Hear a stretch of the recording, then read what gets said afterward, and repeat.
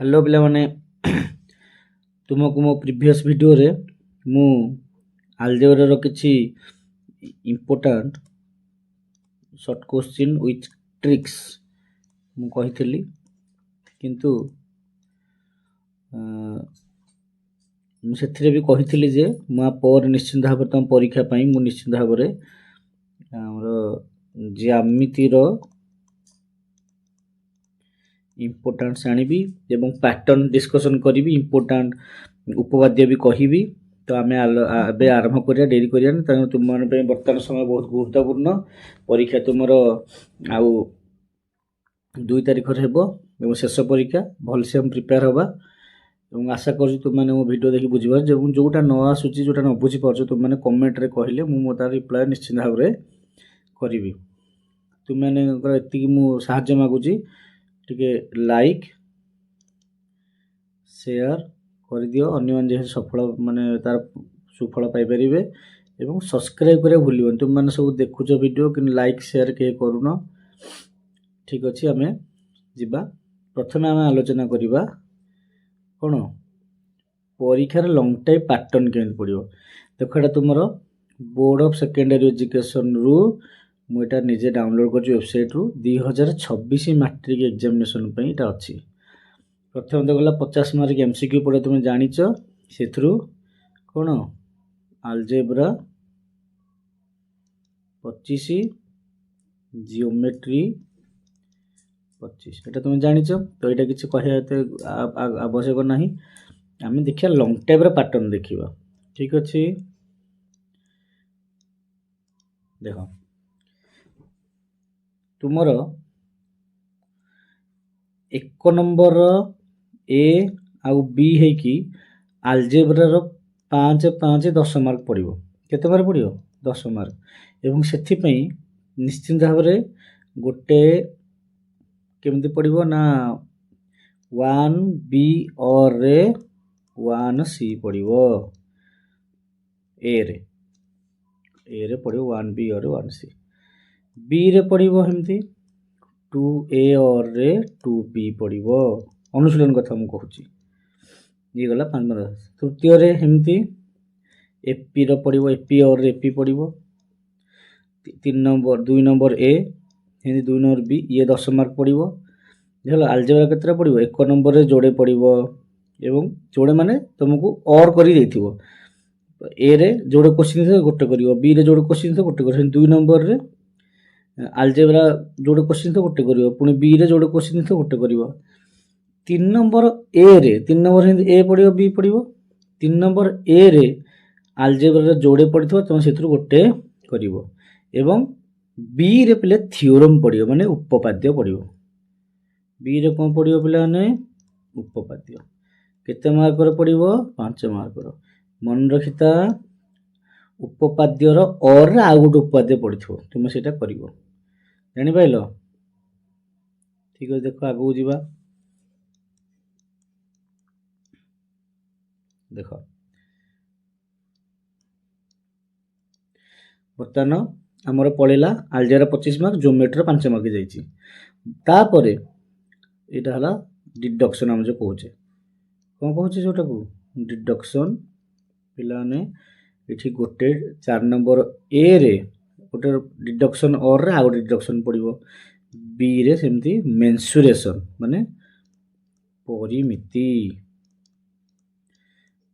और रे आ गोटे परिमिति पड़िबो। 5 नंबर रे ए अछि बी अछि एठी ट्रिगोनोमेट्री पड़िबो त्रिकोणमिति कोन पड़िबो बोला ने त्रिकोणमिति से हेंती जोड़े और हेकी पड़िबो किंबा रे पड़िथो तुम दीटा त्रिकोणमिति पड़िथिबो सेथरु गोटे करिवो। तापर आसला 5 नंबर बी रे अंकन कोन आसला अंकन सेंदी किंबा हेकी जोड़े अंकन पड़िथो तुम गोटे करिवो। तो पिला नु टिके डिडक्शन ता बेसी कष्ट लागे डिडक्शन तुम भाबुछ मु ना हां 5 मार्क करिबिन छाड़ देबे किंतु तुम 20 मार्क छाड़िया पड़ियो बोली मन रख डिडक्शन तुमरो एमसीक्यू रे 15 मार्क डिडक्शन पड़ियो प्लस ये 5 20 मार्क पड़िला। तो तुम सब बुझिया पड़ियो। आज आमे किछि आलोचना करिबा कोन ଗୁରୁତ୍ୱପୂର୍ଣ୍ଣ ଜିନିଷ ପ୍ରଥମେ ଦେଖିବା, ଏଟା ଟିକେ ମନେ ରଖ, ଇମ୍ପୋର୍ଟାଣ୍ଟ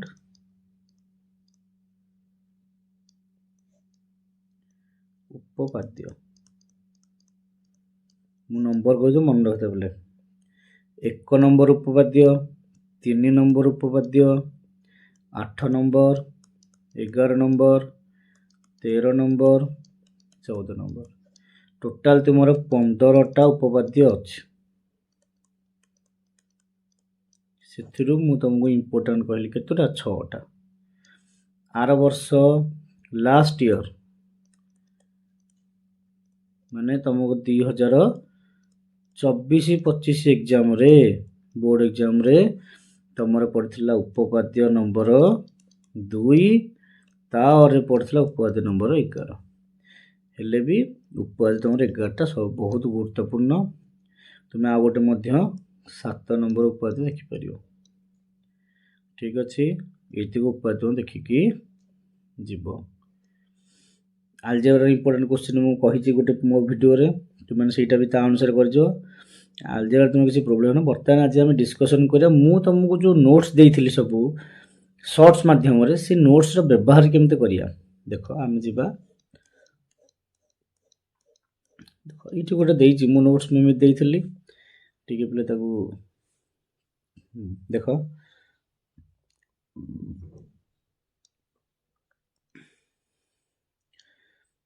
ତମେ ସବୁବେଳେ ପ୍ରଶ୍ନରେ ଏଇଭଳିଆ ଚିତ୍ର ଦେଖିବ। କ'ଣ ଦେଖିବ? ଚିତ୍ର ଦେଖିବ। ଏଇଭଳିଆ ଚିତ୍ର ଯୋଉଠି ଦେଇଥିବ, ମନେ ରଖ ପିଲାମାନେ, ସେଠି ଏଇ ମନେ ରଖ କ'ଣ ଦେଇଛି? px ଆଉ py ସମାନ ହବ ସ୍ପର୍ଶକ। ଏଇ ଯୋଡ଼ାକ 90 ଡିଗ୍ରୀ ହବ, ଏଇ କୋଣକୁ ଏଇ କୋଣ ସମାନ, ଏଇ କୋଣକୁ ଏଇ କୋଣ ସମାନ ହବ। ଏଠି ଲେଖା ହେଇଛି, ତମେ ପଢ଼ିପାରିବ। ଏବଂ ଆଉ ଗୋଟେ କଥା ପିଲାମାନେ ମନେ ରଖିବ, କ'ଣ ନା ଏଇ କୋଣ ଆଉ ଏଇ କୋଣ ମିଶିକି 180 ଡିଗ୍ରୀ। ଏଇ ଯୋଡ଼ାକ ପରସ୍ପର ପରିପୂରକ। ପ୍ରଶ୍ନ କେମିତି ତମର ପଚାରିବ? ଦେଖ ପ୍ରଶ୍ନ କେମିତି ପଚାରିବ, ବେଳେ ବେଳେ ଦେଇଥିବ ଡାଇରେକ୍ଟ ବହୁତ ସୁଜାର କ୍ୱେଶ୍ଚିନ୍ ଦେଇଥିବ, କହିଥିବ ମନେକର ଏଇଟା ମନେକର ଦେଇଛି x py କୋଣ ମନେକର ଦେଇଛି 55 ଡିଗ୍ରୀ। ସେ ପଚାରିଥିବ ଏଇଟା କେତେ? ଜଷ୍ଟ ସିମ୍ପଲ 180 ଡିଗ୍ରୀରୁ ଫେଟିଦେବ, ଯେତିକି ହେଲା ଆନ୍ସର ବାହାର କରିବ। ବେଳେବେଳେ ଆଉ କେମିତି ପଚାରିବ, ଦେଇଥିବ ଏଇ କୋଣଟା ମନେକର ଦେଇଥିବ, ଏଇ କୋଣଟା ମନେକର 50 ଡିଗ୍ରୀ ଦେଇଥିବ, ପଚାରିଥିବ ଏଇ କୋଣ କେତେ ବା ଏଇ ବଡ଼ କୋଣଟା କେତେ। ମୁଁ କହିଲେ ଏବେ ଏଇ କୋଣ ଯାହା, ଏଇ କୋଣ ସେୟା, ଏଇଟା 50 ହେଲେ ଏଇଟା 50 ହେବ, ଏଇ 50 50 100 ହେଇଗଲା ମାନେ ଟୋଟାଲଟା କେତେ ହେଇଯିବ? 80। ତାର ଅଧା ହେଲେ ଏଇଟା 40, ଏଇଟା ବି 40। ଜାଣିପାରିଲେ? ଏଇଭଳିଆ ପ୍ରଶ୍ନ, ଏଇଟା ଗୋଟେ ବହୁତ ଇମ୍ପୋର୍ଟାଣ୍ଟ କ୍ୱେଶ୍ଚିନ୍, ସବୁ ବର୍ଷ ପରୀକ୍ଷାରେ MCQ ପଡ଼ୁଛି। ଏଇଭଳିଆ ଭାବରେ ତୁମେ ଦେଖ, ତୁମକୁ ଡିଡକ୍ସନ୍ କରିବାର ନାହିଁ। ଏଇ ଚିତ୍ର ଦେଖିଲ, ଡାଇରେକ୍ଟ ମନେ ରଖିବ, ଏଇ ସୂତ୍ର ମୁଁ ଲେଖିଦେଇଛି, ଡାଇରେକ୍ଟ ମନେ ରଖିବ। ଠିକ୍ ହେଲା? ଦେଖ କ'ଣ ତାପରେ ଦେଇଛି, ଏଠି ଏକ ବୃତ୍ତର ବ୍ୟାସାର୍ଦ୍ଧ r ଏକକ ହେଲେ ଏମିତି ଦେଇଥିବ, ଗୋଟେ ବୃତ୍ତର ଗୋଟେ ବ୍ୟାସାର୍ଦ୍ଧ ଦେଇଦେଇଛ ମନେକର r। ସେ କହିଛି ଦିଟା ସମାନ୍ତର ସ୍ପର୍ଶକ, ଏପଟେ ଗୋଟେ ସ୍ପର୍ଶକ, ଏପଟେ ଗୋଟେ ସ୍ପର୍ଶକ ଅଛି। ଏଇ ଦିଟା ସ୍ପର୍ଶକ ମଧ୍ୟରେ ଦୂରତା କେତେ? ସବୁବେଳେ ମନେ ରଖିବ ବ୍ୟାସଟା ହେବ ଦୂରତା।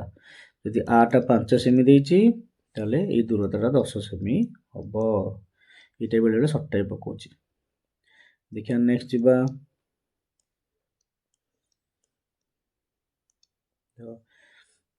ଏଇଭଳିଆ ଚିତ୍ର ଯୋଉଠି ଦେଇଥିବ, ଏଇଭଳିଆ ଚିତ୍ର ଯୋଉଠି ଦେଇଥିବ, ମନେ ରଖିବ ଯଦି ଏଇଥର ବ୍ୟାସାର୍ଦ୍ଧଟା r1 ହେଲା ଏବଂ ଏ ଛୋଟ ବୃତ୍ତର ବ୍ୟାସାର୍ଦ୍ଧ r2 ହେଲା, ମନେ ରଖିବ ଏଇଟା ପିଲେ, ଏଠି r1ଟା ହେଉଛି ବଡ଼, r2ଟା ହେଉଛି ସାନ। ହେଲେ ଏଇ ଯେଉଁ ରହିଲା ସାଧାରଣ ସ୍ପର୍ଶକ, এই जो साधारण स्पर्शक रहिला এই সাধারণ স্পর্শকর মূল্য কেতে হব না এই xy দূরতার বর্গ xy দূরতার বর্গ ফেড়াণ r1 প্লস r2 ର ବର୍ଗର ରୁଟ୍ ଓଭର ଏଇଟା ମନେ ରହିଲା ବା ଆମେ କହିପାରିବା ପୁରା ଭାଷାରେ ମନେ ରଖେ କେମିତି ଦୁଇଟା ବହିଃସ୍ପର୍ଶୀ ବୃତ୍ତର ସରି ଭୁଲ କହିଲି ପିଲେ ସ୍ପର୍ଶ କରିନଥିବ ଏଠି ନା ଏଇଟା ସ୍ପର୍ଶ କରିନି ନା ଆମର ଭୁଲ କହିଲି ମୁଁ ଦୁଇଟା ଯେକୌଣସି ଦୁଇଟି ବୃତ୍ତର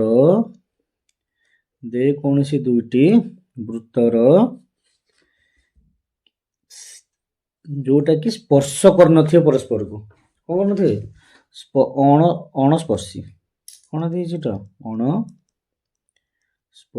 ବୃତ୍ତର ବାହାରିଥିବ ତାଙ୍କର ତିର୍ଯ୍ୟକ ସାଧାରଣ ସ୍ପର୍ଶକ କିଏ ତିର୍ଯ୍ୟକ ସାଧାରଣ ସ୍ପର୍ଶକ PQ ଏଇଟାର ମୂଲ୍ୟ କେମିତି ବାହାରିବ ନା ତାଙ୍କର କେନ୍ଦ୍ର ଦ୍ୱୟ ମଧ୍ୟରେ ଦୂରତାର ବର୍ଗ ଫେଡ଼ାଣ ସେ ଦ୍ୱୟର ବ୍ୟାସାର୍ଦ୍ଧର ଦୈର୍ଘ୍ୟର ସମଷ୍ଟିର ବର୍ଗ ବୁଝିଲା ଆଚ୍ଛା ପରୀକ୍ଷାର ପ୍ରଶ୍ନ କେମିତି ପଚାରି ପାରିବ ଦେଇଥିବ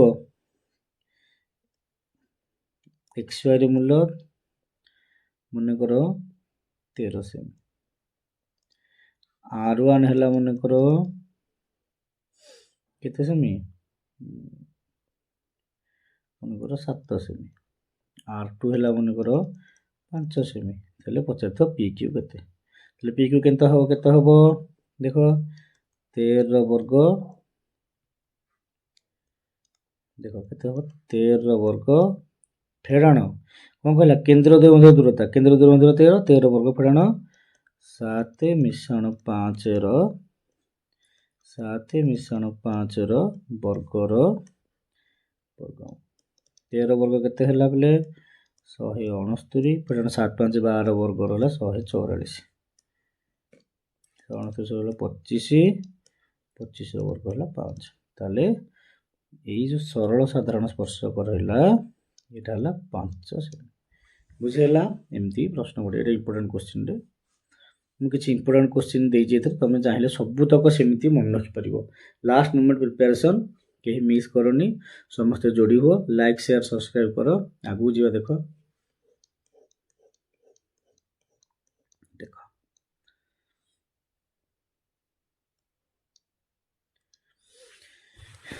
ଏଇଠି ପିଲେ କ'ଣ ଅଛି ରେ ଦୁଇଟି ବହିଃସ୍ପର୍ଶୀ ବୃତ୍ତ ଏଇ ଯୋଉଟା କ'ଣ ଦୁଇଟା ଅନ୍ତଃସ୍ପର୍ଶୀ ବୃତ୍ତ ଦୁଇଟା ବହିଃସ୍ପର୍ଶୀ ବୃତ୍ତର କେନ୍ଦ୍ର ମଧ୍ୟରେ ଦୂରତା କେତେ ନା ଦୁଇଟାକ ବୃତ୍ତର ବ୍ୟାସାର୍ଦ୍ଧ ମିଶିଯିବ ଜଷ୍ଟ କିନ୍ତୁ ଦୁଇଟାକ ଅନ୍ତଃସ୍ପର୍ଶୀ ବୃତ୍ତ କେନ୍ଦ୍ର ଭିତରେ ଦୂରତା କେତେ ବାହାରିବ ନା ମନେ ରଖ ବଡ଼ ବ୍ୟାସାର୍ଦ୍ଧରୁ ସାନ ବ୍ୟାସାର୍ଦ୍ଧ ଫେଡ଼ିଦେବ तो गोटे उदाहरण दूसरी मनकर बहिस्पर्शी वृत्त देला 7 देछि एटा छोटटा बजेछि 5 ताला अंक दूरता 7 5 12 7 मिशाण 5 समान 12 सेमी किंतु यदि अंतस्पर्शी देई गोटे देछि बड़ वृत्तटा हला 7 व्यास 7 सेमी सान वृत्त व्यास 5 सेमी ताला अंक दूरता केते जोडा फेड दो 7 रे 5 रे 2 जानि हला पिला माने एटा एबेले शॉर्ट टाइप पकोछि जे परवर्ती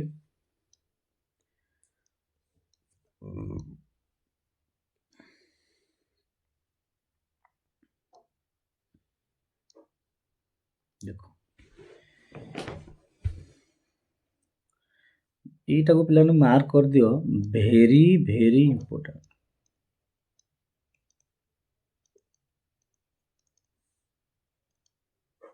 वेरी वेरी इंपोर्टेंट एइतिया प्रश्न निहाती पड़छ एठी कोन हमें थ्योरी बुझिया एटा ऊपर लिखि दोछु मठी कोन ना जदि एई कोणटार मूल्य हमकु देइथिबो हम केतुटा प्रकार बाहर कर परिया एई axb रो मूल्य बाहर कर परिया एटार मूल्य बाहर कर परिया जानि पइलो हला aob रो बाहर कर परिया axb रो बाहर कर परिया देखो केमती मन करो मोर axb केन बाहर करो सिंपल जिंस दी प्रकार तुम बाहर कर परियो किंतु एई सूत्रटा मन रखो बहुत सहज एई कोण जहा देकी जदि एई कोणटा पचार थिबो एई एमिता चित्र देखला माने एई कोणटा पचार थिबो তাহলে ସେଇ କୋଣରେ 180 ପ୍ଲସ୍ ଥିଟା ବାଇ 2 ବାହାରିବ। ମନେକର ଏଇଟା 60 ଡିଗ୍ରୀ ଦେଇଛି, ପଚାରୁଛି ଏଇଟା କେତେ ହେବ ନା 180 ପ୍ଲସ୍ 60 ବାଇ 2, 160 ମିଶିଲେ କେତେ ନା 240 ବାଇ 2 ସମାନ ହେଲା 120 ଡିଗ୍ରୀ। ଏଇଟା 120 ଡିଗ୍ରୀ ହେବ। ବେଳେବେଳେ ଏଇଟା ଦେଇକି ଏଇଟା ପଚାରିବ, ଏ ଓ ବି ପଚାରିବ। ଏଇଟା ସିମ୍ପଲ୍ ଜିନିଷ ମାନେ କହିଥିଲେ, ଯେଉଁଟା ପରସ୍ପର ପରିବାର ପ୍ରିଭିୟସ୍ କ୍ୱେଶ୍ଚିନ୍ରେ କହିଥିଲି। 180ରୁ ଫେଡ଼ା ହେଇଯିବ, 180 ଫେଡ଼ା 60 ମାନେ 120। ବୁଝିଲା ପିଲାମାନେ? ମନେକର ଏଇଟା 30 ଡିଗ୍ରୀ ଦେଇଛି, ତାହେଲେ ଏଇଟା କେତେ ହେବ 180 ଫେଡ଼ା 30 150। ଏଇଟା କେତେ ହେବ କ'ଣ ହେବ 180 ମିଶାଣ 30 ବାଇ 2, ଏଇଟା 210 ବାଇ 2 ମାନେ 105 ଡିଗ୍ରୀ। ଏଇଟା ହେଲା 105 ଡିଗ୍ରୀ। ଏଇଭଳିଆ ଭାବରେ କରାହେବ। ଏଇଟା ଗୋଟେ ଦେଖ ପିଲାମାନେ, ଦୁଇଟା ବହିଃସ୍ପର୍ଶୀ ବୃତ୍ତର ସରଳ ସାଧାରଣ ସ୍ପର୍ଶକ। କ'ଣ ଏଇଟା ସରଳ ସାଧାରଣ ସ୍ପର୍ଶକ ମୂଲ୍ୟ କେମିତି ବାହାରିବ? ସେଥିରେ ଦେଇଥିଲା ତିର୍ଯ୍ୟକ ସାଧାରଣ ସ୍ପର୍ଶକ ଦେଇଥିଲେ କେମିତି ବାହାରିବ? ଏଇଟା ସରଳ ସାଧାରଣ ସ୍ପର୍ଶକ ହେଲେ କେମିତି ବାହାରିବ ନା ସିମ୍ପଲ୍ R1 ଗୁଣନ R2ର ବର୍ଗମୂଳ ଗୁଣନ 2। ସପୋଜ ଇଏ ଦେଇଛି 4, ଏଇଟା ଦେଇଛି 9, ତାହେଲେ ଏଇ ପି କ୍ୟୁଟା କେତେ ହେବ ମନେ ରଖ, 2 ଗୁଣନ 4 ଗୁଣନ 9 ବର୍ଗମୂଳ, 4 9 36ର ବର୍ଗମୂଳ 6 ଗୁଣନ 2 ମାନେ 12 ସେମି। ଇଏ ହେଲା 12 ସେମି। ବୁଝିହେଲା ପିଲାମାନେ? ଯିବା ପରବର୍ତ୍ତୀ,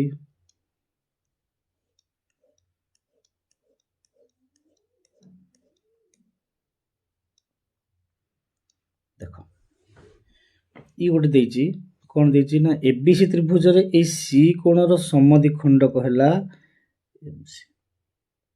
ଏବଂ ଏଇ ଯୋଉ ଦେଇଛି ପିଲାମାନେ ମନେ ରଖ, ଏଇ ବାହୁଟା ହେଲା B ସ୍ମଲ୍ b, ଏଇ ବାହୁଟା ହେଲା ସ୍ମଲ୍ a, ଏଇ AB ବାହୁଟା ହେଲା ସ୍ମଲ୍ c। କାରଣ ସି କୋଣର ସମ୍ମୁଖୀନ ସ୍ମଲ୍ c, ଏ କୋଣର ସମ୍ମୁଖୀନ ସ୍ମଲ୍ a, ବି କୋଣର ସମ୍ମୁଖୀନ ସ୍ମଲ୍ b। ଜାଣିହେଲା ପିଲାମାନେ? ବର୍ତ୍ତମାନ ସେ କହିଛି କେତେବେଳେ ଏଇଟା ପ୍ରୟୋଗ ହେବ, ଏଇଟା ମନେ ରଖ, ଯେତେବେଳେ ସି କୋଣର ସମଦ୍ୱିଖଣ୍ଡକ CM ହେଇଥିବ, ତାହେଲେ ଏଇ AM ର ମୂଲ୍ୟଟା କେମିତି ବାହାରିବ ନା ମନେ ରଖ, AM ର ମୂଲ୍ୟ କେମିତି ବାହାରିବ ନା B ଗୁଣନ C। AM କୁ ଲାଗି କୋଉ ପାର୍ଟଟା ଅଛି ବୋଲେ AM କୁ ଲାଗି କେମିତି ମନେ ରଖିବ ନା ଏଇ ଯୋଉ AM ଦେଇଛି ବାହାର କରିବା ପାଇଁ, ତାକୁ ଲାଗି କୋଉ ପାର୍ଟ ଅଛି, B ଅଛି C ଅଛି। ତାହେଲେ ସେ ଯୋଉଟାକର ଗୁଣଫଳ BC ବାଇ ତାର ସମ୍ମୁଖୀନ ଏବଂ ଏଇଟା A ପ୍ଲସ୍ B। ମନେ ରଖିବ ଏଇଟା। ଏମିତି BM କେମିତି ବାହାରିବ ବୋଲେ ଏଇଟା କେମିତି ବାହାରିବ, A କୁ C ରେ ଗୁଣା ହେବ, ଯୋଉଟା ଲାଗିଥିବ ଉପରେ, A ଗୁଣନ C Bai A plus B। A plus B ନିହାତି ତଳେ ରହିବ, ଖାଲି ମନେ ରଖିବାର ଅଛି ଉପରେ କ'ଣ କ'ଣ ଗୁଣା ହେବ। କେମିତି ମନେ ରଖିବ ନା ଯୋଉ ପାର୍ଟଟା ବାହାରିବ ତାକୁ ସଂଲଗ୍ନ ହେଇଥିବା ପାର୍ଟ ଦୁଇଟାକ, ବାହୁ ଦୁଇଟାକ। ମନେକର BM ବାହାରିବ, ତା ସଂଲଗ୍ନ BM ର ସଂଲଗ୍ନ ଆଉ କି AC। ଏମିତି ମନେ ରଖିବ। ହେଲା ପିଲାମାନେ? ଏଇଭଳିଆ ଭାବରେ ତୁମେ ଚିତ୍ର ଦେଖୁ ଦେଖୁ ସାଙ୍ଗେ ସାଙ୍ଗେ ଜାଣିପାରିବ ଉତ୍ତର କ'ଣ। ଟିକେ ଏଇଟା ମନେ ରଖିବାକୁ ପଡ଼ିବ। ତୁମମାନଙ୍କ ପାଇଁ ବହୁତ ପରିଶ୍ରମ କରି ମୁଁ ସବୁ ଲେଖିଛି, ତୁମ କାମରେ ଆସିଲେ ବହୁତ ଭଲ କଥା। ଯିବା ଆଗକୁ।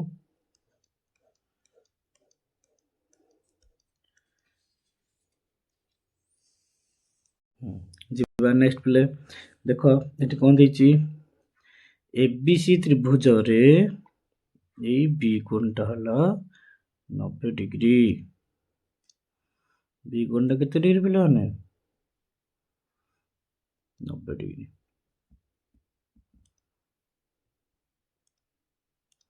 ଏଇ କୋଣଟା ହେଲା 90 ଡିଗ୍ରୀ ହେଲା। ଏବଂ ଆଉ କ'ଣ ଦେଇଛି, ଏଇ ଯୋଉ BDଟା, ଏଇ BDଟା ଲମ୍ବ କ'ଣ ନା AC, ତାହେଲେ ଏଇଟା ବି 90 ଡିଗ୍ରୀ। ଏବଂ ଏଇ Bଟା ହେଲା ଏଇ ବଡ଼ କୋଣର ସମଦ୍ୱିଖଣ୍ଡକ। ଠିକ୍ ଅଛି। ସମକୋଣର ସମଦ୍ୱିଖଣ୍ଡକ ହେଲେ ଯେତେବେଳେ ଏଇଭଳିଆ କଣ୍ଡିସନରେ ଚିତ୍ର ଦେଇଥିବ ସେତେବେଳେ ତମେ କ'ଣ ଜାଣିବ ନା ଏଇ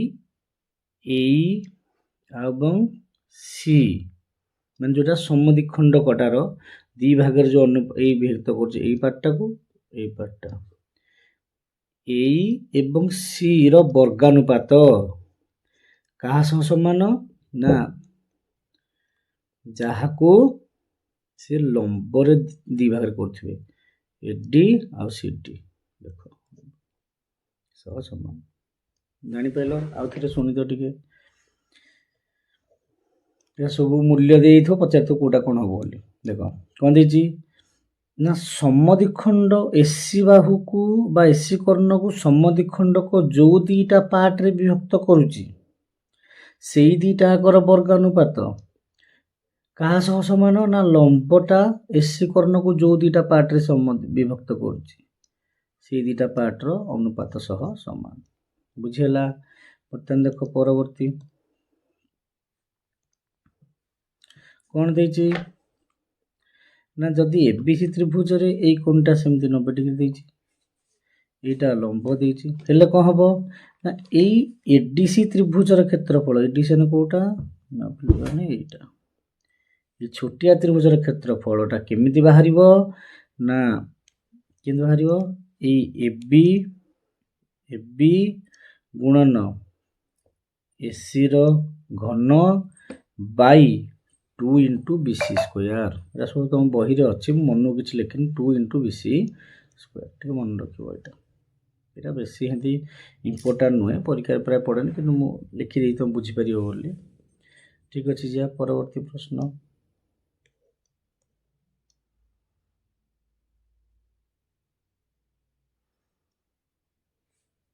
ଦେଖ ପିଲେ এইটা ଛାଡ଼ିଦିଅ, ସେତେ ଇମ୍ପୋର୍ଟାଣ୍ଟ ନୁହଁ। ଏଇଟା ଦେଖ ବର୍ତ୍ତମାନ ଏଇଟା ଭେରି ଭେରି ଇମ୍ପୋର୍ଟାଣ୍ଟ, ପ୍ରାୟ ବର୍ଷ ପରୀକ୍ଷାରେ ପଡ଼େ। ଯେତେବେଳେ ଏମିତିଆ ତ୍ରିଭୁଜ ଦେଖିବ ଏବଂ ମଝିରେ ଗୋଟେ ଗାରଟେ ଥିବ ଏବଂ ଏଇଟା ସମାନ୍ତର ଏଇଟା ହେଇଥିବ ସର୍ତ୍ତ, ଏହି ସମୟରେ ମନେ ରଖିବ ପିଲେ ଏଇ ତ୍ରିଭୁଜର 8 ଗୁଣ ହେଉଛି ଏଇ ଟ୍ରାପିଜିୟମର କ୍ଷେତ୍ରଫଳ। ମନେ ରଖ ସବୁବେଳେ ପିଲେ।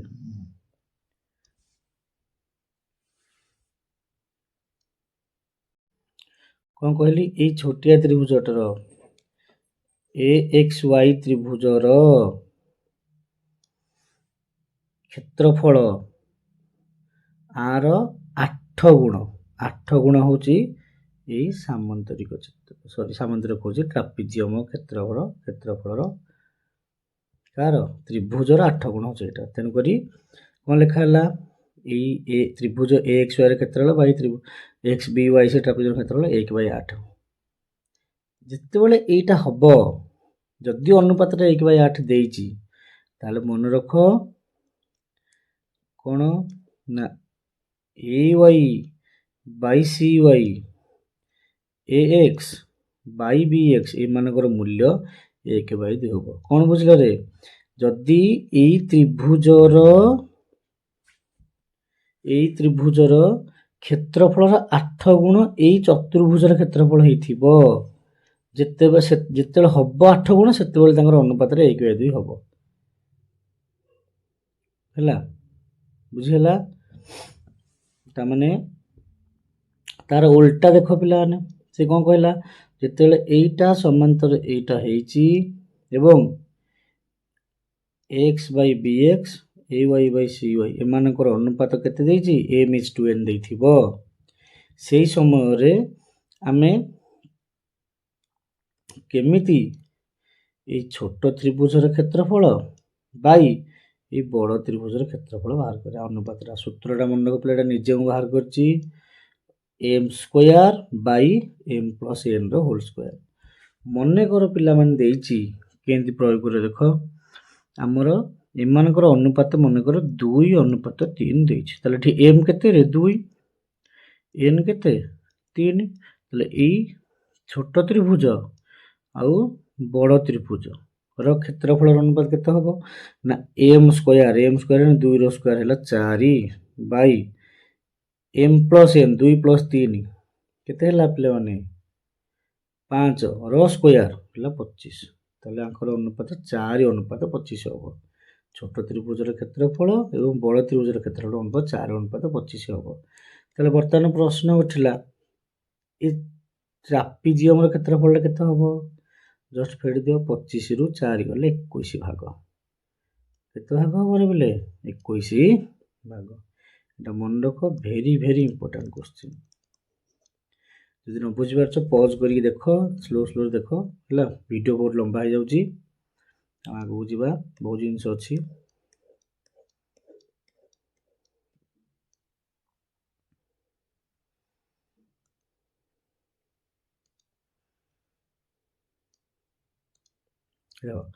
ତ୍ରିଭୁଜ ଏବିସି ରେ ଯେତେବେଳେ এইটা 90 ডিগ্রি ହେଇଥିବ ଏବଂ এইটা ଲମ୍ବ ବି ହେଇଥିବ, ସେଇ ସମୟରେ ମନେ ରଖିବ ପିଲାମାନେ ହେଲା। ସର୍ତ୍ତ ହେଲା ଏତିକି, ଯେତେବେଳେ ଏଇ ଛୋଟ ତ୍ରିଭୁଜ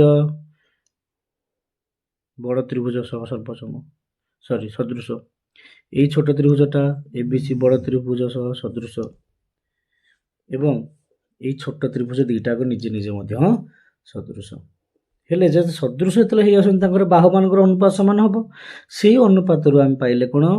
ମନେ ରଖ ପିଲାମାନେ, ଏଇ ଏବିର ସ୍କୋୟାର ଏଡି ଇଣ୍ଟୁ ଏସି ସହ ସମାନ। ସେମିତି ବିସିର ସ୍କୋୟାର ସିଡି ଇଣ୍ଟୁ ଏସି ସହ ସମାନ। ବିଡିର ସ୍କୋୟାର ଏଡି ଇଣ୍ଟୁ ସିଡି ସହ ସମାନ। ଏବଂ ଏଇ ତିନିଟା ମୁଖ୍ୟ ମନେ ରଖିବ। କ'ଣ? এবি ସ୍କୋୟାର ଏଡି ଇଣ୍ଟୁ ଏସି ସହ ସମାନ। ଆଉ ଥରେ କହୁଛି, এবି ସ୍କୋୟାରଟା କାହା ସହ ସମାନ? ତା ସଂଲଗ୍ନ, ତାକୁ ଲାଗିଛି କି ଏଡି ଆଉ ଏସି, ତାଙ୍କର ଗୁଣଫଳ ସହ ସମାନ। ବିସିର ସ୍କୋୟାରଟା କାହା ସହ? ସିଡି ଆଉ ଏସିର ଗୁଣଫଳ ସହ ସମାନ। ସେମିତି ବିଡିର ସ୍କୋୟାରଟା ଏଡି ଆଉ ସିଡିର ଗୁଣଫଳ ସହ ସମାନ। ଏଇ ତିନିଟା ମନେ ରଖିଥିଲେ ବାକି ତିନିଟା ଯାକ ଯେଉଁ ଦେଇଛି ମୁଁ ରାଶି, ଏଇ ଦୁଇଟା ଜଷ୍ଟ ହରା ହେଇଛି। AB square by BC square ହରା ହେଇଛି, AB square by BC square ହେଇଛି, ଏଇ ଦୁଇଟା ହରା ହେଇଛି। କ'ଣ ହେଲା? ଆମର ଏସି କି ଏସି କଟିଗଲା, আর ହେଲା ଏଡି ଇଣ୍ଟୁ ଏଡି ବାଇ ସିଡି, ଏମିତି ସବୁତକ ହରିକି କରାହେଇଛି। ଏଇ ତିନିଟା ହେଉଛି ମୁଖ୍ୟ। ବୁଝିଲେ ପିଲାମାନେ? ଦେଖ ପରବର୍ତ୍ତୀ, ଏ ତ୍ରିଭୁଜ ଏବିସିରେ এইটা ହେଉଛି ସମକୋଣ, ଇଏ ହେଉଛି ଲମ୍ବ। ହେଲେ ଏବଂ ଦେଇଛି ଏଇ ଏଡି ତକ ହେଉଛି ପି, ଏଇ ବିଡିଟା ହେଉଛି କ୍ୟୁ। ହେଲେ ବିସି କେତେ ବାହାରିବ? ଫର୍ମୁଲା ମନେ ରଖ ପିଲା, Q into P plus Q by P square plus Q square root over. ये P square plus Q square root तले रहिबो, उपरटा खाली मन रख, एटा भी कॉमन अछि। पी प्लस क्यू ऊपर गुणा हबो, कहा सहित गुणा हबो ना बीसी बाहरला बेले ता सम्मुखीन क्यू गुणा हबो, एबी बाहरला बेले ता सम्मुखीन पी गुणा हबो। एटा मन रख। एवं एसी केन बाहरिबो ना जस्ट खाली पी प्लस क्यू मिसी जिवो। पिला ने एटा गोटे बढ़िया जिनसटे तुम परीक्षा पड़ो, एमती ये इटा लंब जिते हम यहाँ मनकर 5 सेमी, यहाँ 4 सेमी, पचार एसी केते, जस्ट 5 प्लस 4 मिसई दब न। ये ट्रिक मन रख पे बहुत कम समय उत्तर हम, बहुत टेंशन फ्री रे उत्तर हम। ना तुम बसी थो बाहर कला बेलू कष्ट डिडक्शन अनुसार मन रख पिला मैंने।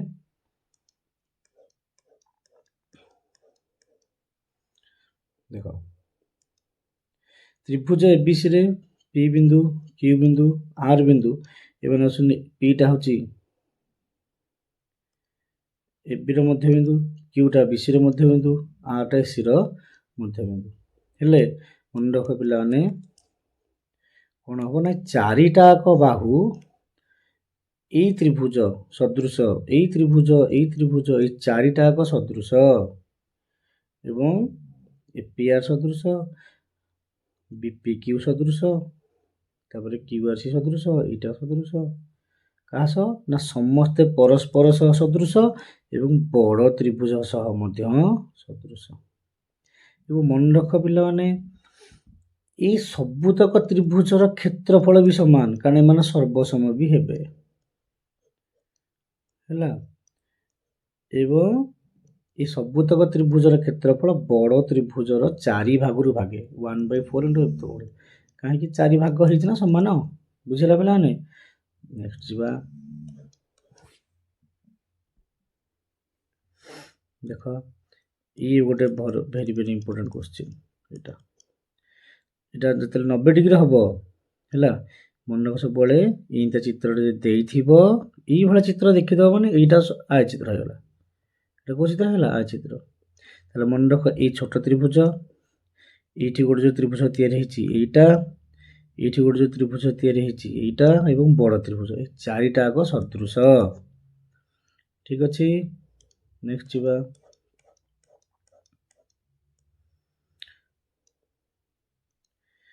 ଏଇଟା ନିଶ୍ଚିନ୍ତ କ୍ୱେଶ୍ଚିନ୍ ପଡ଼ିବ 100%। ଯେତେବେଳେ ଦିଟା ସଦୃଶ ତ୍ରିଭୁଜ ହେବେ, ସେଇ ଦିଟା ସଦୃଶ ତ୍ରିଭୁଜର କ୍ଷେତ୍ରଫଳର ଅନୁପାତ ସେମାନଙ୍କୁ ଅନୁରୂପ ଉଚ୍ଚତାର ମାନଙ୍କର ଅନୁପାତର ବର୍ଗ ସହ ସମାନ। ସେହିଭଳି ଅନୁରୂପ ମଧ୍ୟମାନଙ୍କର ବର୍ଗ ସହ ଅନୁପାତର ବର୍ଗ ସହ ସମାନ, ତାଙ୍କର ଅନୁରୂପ କୋଣ ସମଦ୍ୱିଖଣ୍ଡଙ୍କର ଅନୁପାତ ସହ ସମାନ ହେଲା। ଏଇଟା ମନେ ରଖ, ଏଇ ଯୋଡ଼ା ଆଗରୁ କ୍ୱେଶ୍ଚିନ୍ ପଡ଼ୁଛି। ଦିଟା ତ୍ରିଭୁଜ ଯେତେବେଳେ ସଦୃଶ ହେବେ, ସେତେବେଳେ ତ୍ରିଭୁଜ ଦ୍ୱୟର କ୍ଷେତ୍ରଫଳର ଅନୁପାତ ସେମାନଙ୍କର ପରିସୀମାର ଅନୁପାତର ବର୍ଗ। ଜାଣିପାରିଲେ ପିଲାମାନେ, ପରିସୀମାର ଅନୁପାତର ବର୍ଗ। ବେଳେବେଳେ କ'ଣ କରିବ, ଦିଟା ସଦୃଶ ଏବି ତ୍ରିଭୁଜ ସଦୃଶ ଏଇଠି ତ୍ରିଭୁଜ, ତାଙ୍କର ପରିସୀମାର ଅନୁପାତ ମନେକର 4/5 ଦେଇଥିବ, ପଛେ ତାଙ୍କ କ୍ଷେତ୍ରଫଳ ଅନୁପାତ ଜଷ୍ଟ ବର୍ଗ ବାହାର କରିଦେବ, 16 ପଛେ ତାଙ୍କର କ୍ଷେତ୍ରଫଳ ଅନୁପାତ ହେଲା।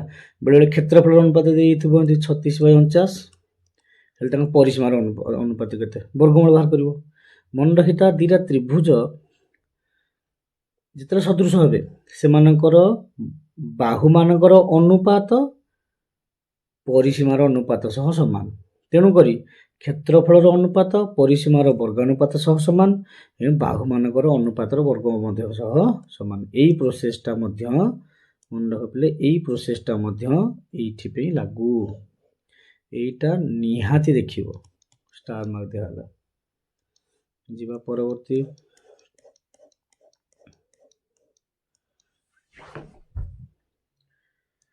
ଏଠି ଇମ୍ପୋର୍ଟାଣ୍ଟ ଅଲରେଡି ଲେଖା ହେଇଛି। ଦେଖ ଏଇଭଳିଆ ଚିତ୍ର ନିଶ୍ଚିତ ଗୋଟେ ପଡ଼ିବ, 100% ସବୁ ବର୍ଷ ପଡ଼ୁଛି। କ'ଣ ଦେଖ, ABC ଏ ବହିସ୍ଥ ଗୋଟେ, ଏଇଟା ହେଲା ଗୋଟେ ସ୍ପର୍ଶକ, ଇଏ ବି ଗୋଟେ ସ୍ପର୍ଶକ। ଯେତେବେଳେ ଏମିତିଆ ଦେଖିବ ଚିତ୍ର, ମନେ ରଖିଥିବ ଏଇ AQ ଆଉ AR ଦୁଇଟା ଯାକ ସମାନ। ଆଙ୍କର ମୂଲ୍ୟ କେତେ ହେବ ନା AB ମିଶାଣ BC ମିଶାଣ AC ର ଅଧା, ବା ଏଇଠି ଯୋଉ ତ୍ରିଭୁଜର ତିଆରି ହେଉଛି, ଏ ତ୍ରିଭୁଜର ପରିସୀମାର ଅଧା ହେଉଛି ଏଇ ସ୍ପର୍ଶକ ଦୁଇଟାକର ମୂଲ୍ୟ। ବହୁତ ପ୍ରକାର କ୍ୱେଶ୍ଚିନ୍ ପଚାରି ପାରିବ, ବୁଝିଗଲା। ଦେଇଥିବ କ'ଣ ଦେଇଥିବ ପିଲାମାନେ, ମନେକର ଦେଇଥିବ AQ ହେଲା 12 ସେମି, AQ ହେଲା 12 ସେମି, ତାହେଲେ ପଚାରିଥିବ AB ତ୍ରିଭୁଜର ପରିସୀମା କେତେ, 12 × 24, କାରଣ ଏଇଠି ପଡ଼ିବ 12, এই দুইটা পড় হরিকে চলে গুণি হয়ে 12 × কেতে হয়ে পিলে 24। নହେলে বেড়ে এই তিনটাক বাহু দিয়ে দিয়েଥିବ, পচারিব AQ কেতে বা AR কেতে, সেমতি পরিসীমা বাহার করে দুইটা হরদেব, বুঝিগলা।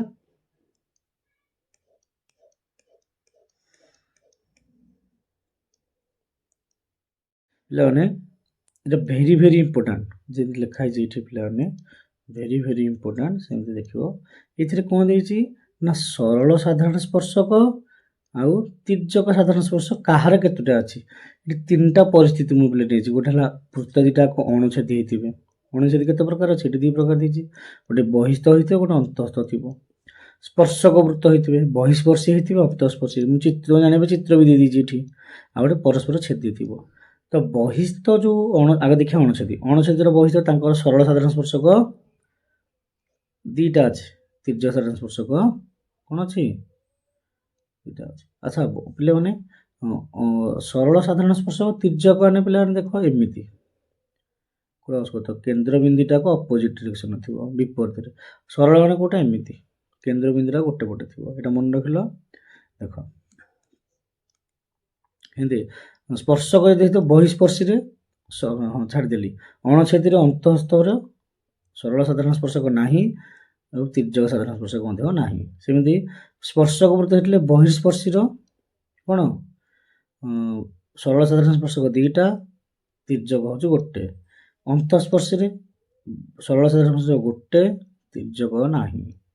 ପରସ୍ପର ଛେଦିରେ ସରଳ ସାଧାରଣ ସ୍ପର୍ଶକ ଦୁଇଟା, ତିର୍ଯ୍ୟକ ନାହିଁ। ନା ମନେ ରଖିବ, ଏଇଥିରୁ ଗୋଟେ ପ୍ରଶ୍ନ ନିଶ୍ଚିନ୍ତ ଭାବରେ ପଡ଼ିବ। ଲେଖିକି ନେଇଯାଅ, ଦେଖି ନିଶ୍ଚିନ୍ତ ଭାବରେ ପଡ଼ିବ।